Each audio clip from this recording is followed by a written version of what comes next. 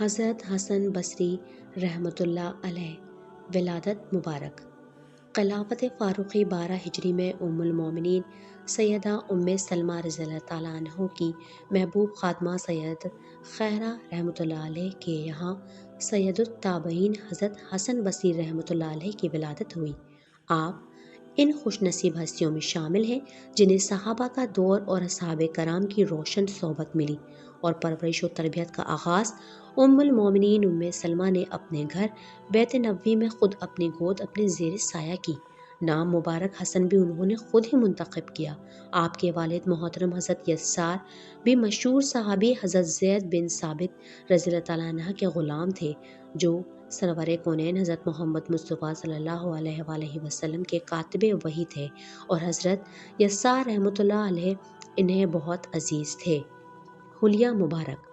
آپ بہت حسین و جمیل تھے، خوبصورت، صاف شفاف، بڑی بڑی آنکھیں، کشادہ پیشانی، لب نازک، رنگ گلابی اور پرکشش چہرہ۔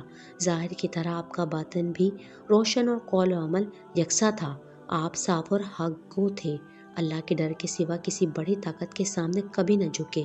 اس وقت کا ظالم و جابر حکمران حجاج بن یوسف کے ظلم و ستم دور نے بھی آپ کو حق اور سچ چھپانے سے کبھی نہ روک پایا۔ معزز ترین مثالی اساتذہ کا شرف۔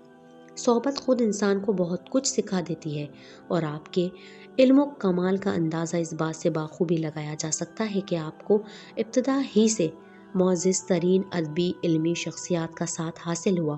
آپ کی ابتدائی تربیت ام المومنین سیدہ ام سلمہ، جو ازواج نبوی میں علم و عمل، عقل و فہم میں ممتاز شمار کی جاتی تھی، کی سرپرستی میں ہوا، اور آگے چل کر بھی آپ کو ان اصحاب رسول کی صحبت حاصل ہوئی۔ سیدنا عثمان بن عفان، علی بن ابی طالب، ابو موسیٰ اشعری، عبداللہ ابن عمر، عبداللہ بن عباس، انس بن مالک، جابر بن عبداللہ رضی اللہ تعالیٰ عنہ آپ کے اساتذہ رہے۔ لقب بصری۔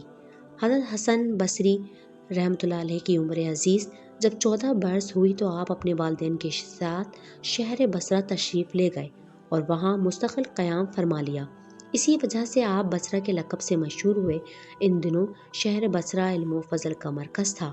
یہاں آپ حضرت عبداللہ بن عباس کے حلقہ درس سے وابستہ ہو گئے، تفسیر قرآن و حدیث اور قرات کا علم حاصل کیا، اور ان علوم میں اتنے مشہور ہوئے کہ آپ حضرت امام حسن بصری رحمۃ اللہ علیہ کا حلقہ درس دعوت و تبلیغ علم و فضل کا مرکز قرار پایا۔ علمی و عملی فضل و کمال۔ آپ علم و عمل کا پیکر تھے، زہد و تقوی، اخلاقی اور روحانی فضائل سے مالا مال تھے۔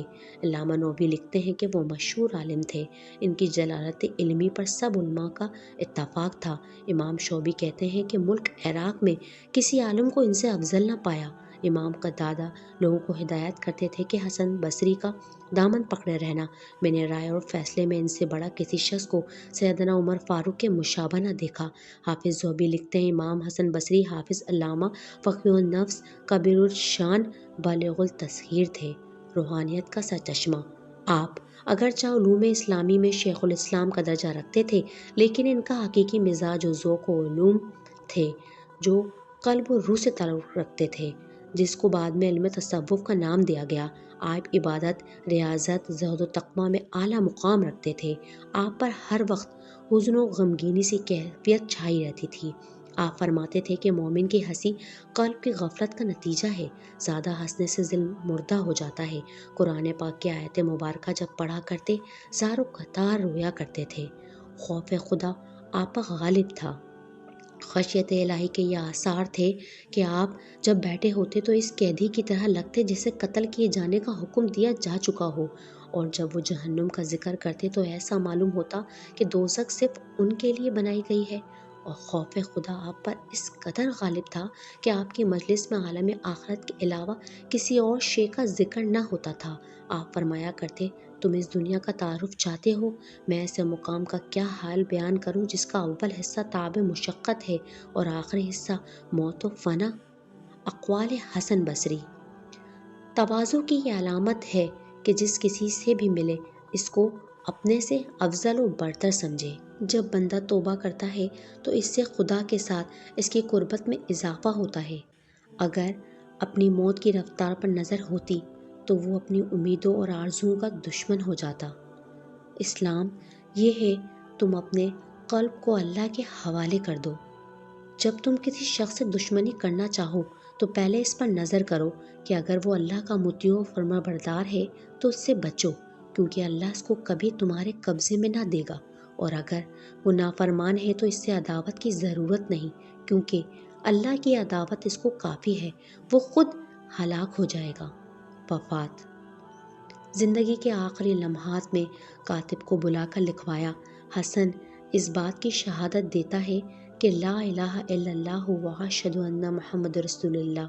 جس نے موت کے وقت صدقے دل سے اس کی شہادت دی اور جنت میں وہ داخل ہوگا۔ یکم رجب 110 ہجری میں شب جمعہ 89 سال کی عمر میں یہ علم و فضل کا چراغ گل ہو گیا، مگر ان کے ارشادات اور ہدایت کی روشنی قیامت تک سارے عالم میں یوں ہی روشن رہے گی۔